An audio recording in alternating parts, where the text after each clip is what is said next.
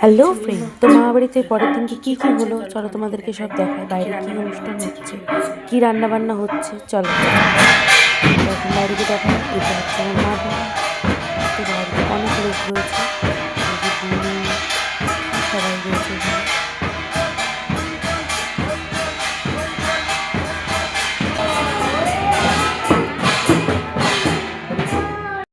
এখন এদিকে ভাই তালে তালে হরিবোল বলছে, আর এদিকে রান্নাবান্না হচ্ছে। তো আমরা বেগুনি ভাজার সময় গেছিলাম ওদিকে, তাই শুধু বেগুনি ভাজাটাই তোমাদের দেখালাম। অনেক রান্নাই হয়েছে, এখানে সবাই একসাথে খাচ্ছে।